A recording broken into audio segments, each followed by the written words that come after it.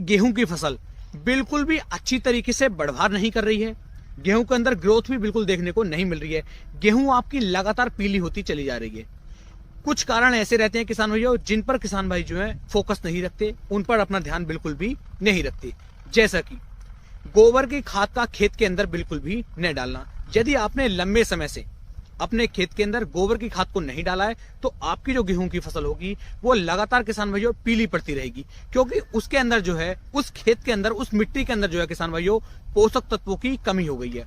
क्योंकि आप जो है ज्यादा से ज्यादा क्या क्या खाद डालते हैं, नाइट्रोजन, फास्फोरस, पोटास, एनपीके की मात्रा किसान भाई ज्यादा डालते हैं। जबकि ये बिल्कुल सोचने वाली, समझने वाली बात है कि किसान भाइयों सिर्फ इन 3 तत्वों से ही हमारी खेती नहीं हो सकती। कुछ माइक्रो न्यूट्रिएंट्स भी होते हैं, कुछ सूक्ष्म पोषक तत्व भी होते हैं, कुछ मुख्य पोषक तत्व भी होते हैं। तो सभी की अनिवार्यता, सभी का होना हमारी मिट्टी के अंदर, हमारे खेत के अंदर आवश्यक है, बहुत ही ज्यादा जरूरी है। और ये सब यदि खेत के अंदर नहीं होंगे तो हमारी जो फसल होगी वो पीली 100% पड़ेगी। हो सकता है आपके खेत के अंदर जिंक की कमी हो सकता है खेत के अंदर नाइट्रोजन की कमी हो, या हो सकता है किसान भाइयों किसी अन्य तत्व की भी कमी आपकी फसल के अंदर चल रही हो।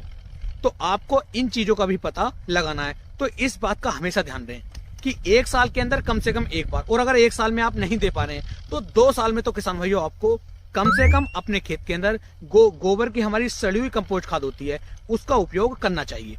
यदि आप गोबर की खाद को डालते हैं, उसके अलावा यदि आप और खाद नहीं भी डाल पा रहे हैं और भरपूर मात्रा में आपने अपने खेत के अंदर गोबर की खाद डाली है, तो अन्य खादों को आपको डालने की आवश्यकता भी नहीं पड़ेगी। क्योंकि गोबर की खाद के अंदर वो सभी तत्व, वो सभी खाद दिए हुए हैं जो हमारी मिट्टी के लिए, हमारी फसल के लिए बहुत ही ज्यादा उपयुक्त हैं, बहुत ही ज्यादा जरूरी हैं। तो यही दिक्कत यदि आपकी फसल के अंदर आ रही है कि आपकी फसल टिल्डिंग बिल्कुल भी नहीं कर रही है, कल्ले बिल्कुल भी नहीं बना रही है, और फसल कहीं कहीं पर बैठी सी हो रही है, बिल्कुल पीलापन उसके अंदर आ गया है, तो आपको क्या करना है। यहाँ पर आज मैं आपको एक ऐसा खाद बताऊंगा कि इन खादों की पूरी मात्रा जितनी मैं आपको इस वीडियो में बताऊंगा, इसे आप अपने खेत के अंदर डाल देते हैं। एक स्प्रे भी मैं आपको इसके अंदर बताऊंगा कि उस स्प्रे को आपको खाद डालने से लगभग 6 से लेकर 8 दिन के बाद अपने खेत के अंदर करना है। यदि आप इस तरीके से चलते हैं तो गेहूं की जो फसल होगी बहुत ही शानदार तरीके से टिल्डिंग करके चलेगी, बहुत ही बढ़िया वाले कल्ले उसके अंदर बनेंगे, जो बालियों का साइज आएगा वो भी किसान भाइयों बहुत ही शानदार वाला आपको देखने को मिलेगा। लगातार आपकी फसल जो है बढ़वार करती रहेगी। तो वीडियो को आप पूरा जरूर देखें, जिससे कि आपको एक सही और शानदार जानकारी मिल सके। तो चलिए शुरू करते हैं। सबसे पहले बात कर लेते हैं फसल के पीलेपन के लिए।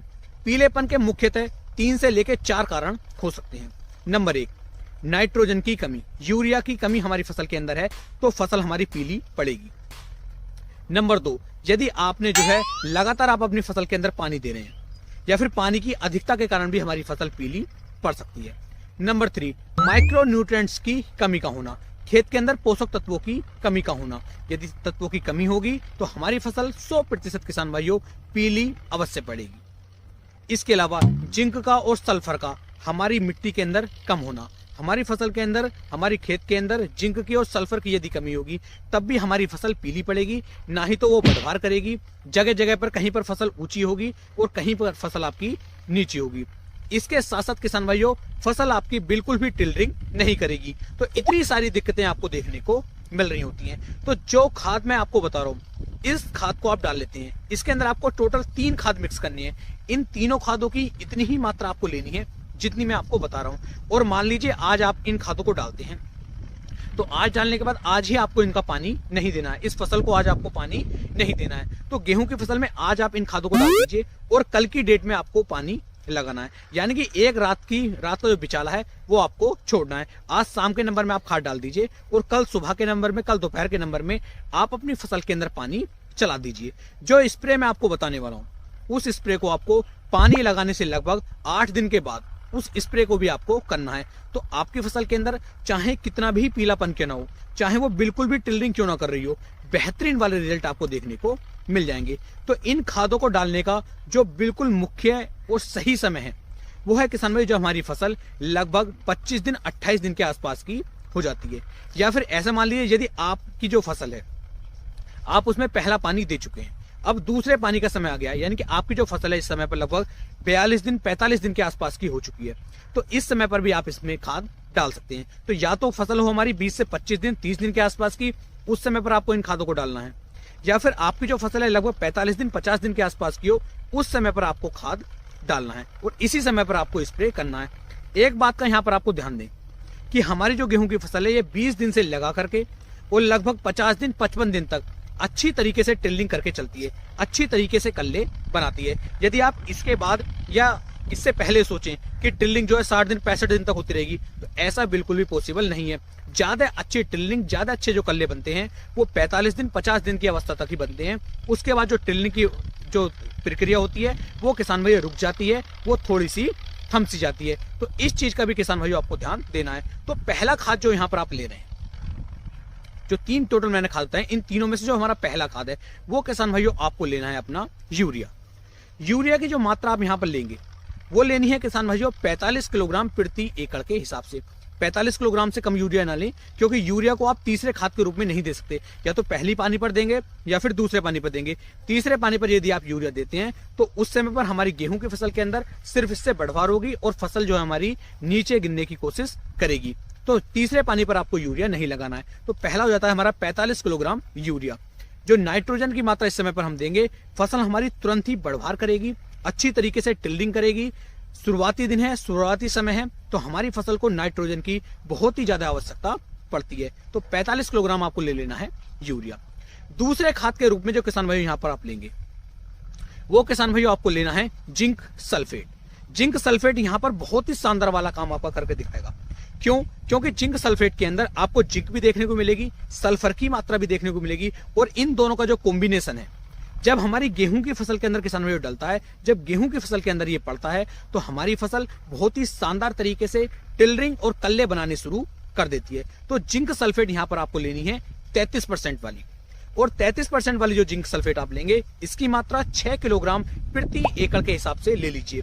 जिंक होने की वजह से हमारी फसल के अंदर जिंक की कमी बिल्कुल भी नहीं आएगी, सल्फर की कमी भी नहीं आएगी। जो हमारी फसल पहले से पीली पड़ रही थी वो पीला पड़ना बिल्कुल ही बंद कर देगी। साथ ही साथ फंगस पर ये काफी अच्छी तरीके से कंट्रोल कर लेती है, फंगस को काफी अच्छी तरीके से रोक लेती है। तो यहाँ पर जिंक सल्फेट आपको लेना है 6 किलोग्राम प्रति एकड़ के हिसाब से। बात कर लेते हैं तीसरे खाद की कि आखिरकार यहाँ पर तीसरे खाद के रूप में हमें क्या लेना है। तो तीसरे खाद के रूप में आपको लेने हैं माइक्रो न्यूट्रिएंट्स।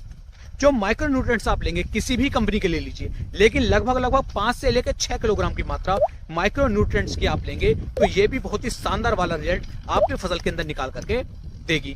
इस समय पर आप देख पा रहे हैं कि हमारे खेत के अंदर जो है खाद का जो छिड़काव है वो हो रहा है। ये जो फसल है हमारी इस समय पर किसान भाइयों लगभग 42 दिन की हो चुकी है, और जो ये वाला हमारा खेत है ये खेत लगभग 26 दिन का हो चुका है। तो 26 दिन की अवस्था पर पहला खाद जो इस खेत के अंदर डाला जा रहा है, जो हमारे भाई हैं ये खाद इसके अंदर डाल रहे हैं, और इसके अंदर जो हमने डलवाया है वो इस समय पर यूरिया, सागरिका और जिंक सल्फेट, इन तीनों को मिक्स करके इस खेत के अंदर डाला जा रहा है। इसका मैं आपको दिखाऊंगा कि 10 दिन के बाद इस खेत के अंदर आपको कैसे शानदार रिजल्ट देखने को मिलेंगे। ये खेत आपको कैसा लग रहा है इसके बारे में भी आप नीचे कमेंट सेक्शन में जरूर बताएं।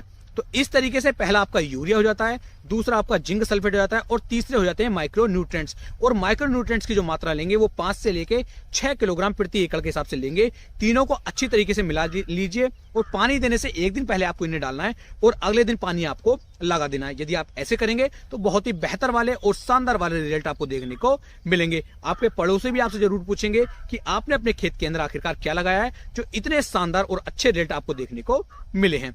अब बात कर लेते हैं, ये हमारा खाद हो जाता है, पानी भी आपने लगा दिया। पानी लगाने से लगभग 6 से लेकर 8 दिन के बाद आपको कौन सा स्प्रे करना है अपनी गेहूं की फसल के ऊपर, जिससे जो हमारी फसल है वो नंबर 1 की टिल्डिंग और नंबर 1 की ग्रोथ करके चले। तो यहां पर जो स्प्रे आपको लेना है वो लेना है किसान भाइयों NPK 19-19-19।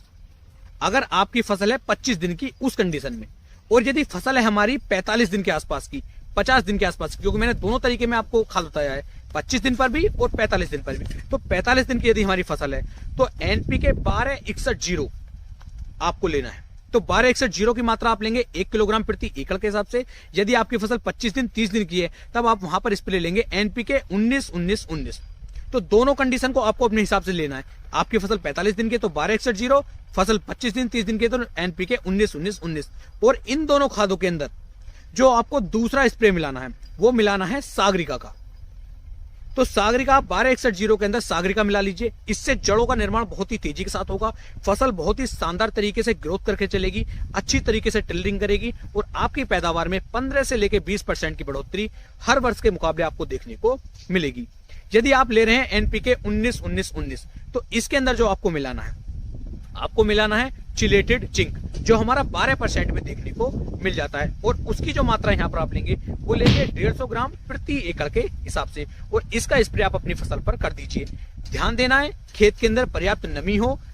पहली सिंचाई से या जो पानी आपने दिया पानी देने से लगभग 7 से लेकर 8 दिन के बाद ही आपको ये स्प्रे अपनी फसल के अंदर करना है। इस तरीके से यदि आप चलते हैं तो 100% जिम्मेदारी में ले सकता हूं, बहुत ही शानदार वाली ड्रिलिंग, बहुत ही शानदार वाले कल्ले आपको आपकी फसल निकाल करके देगी।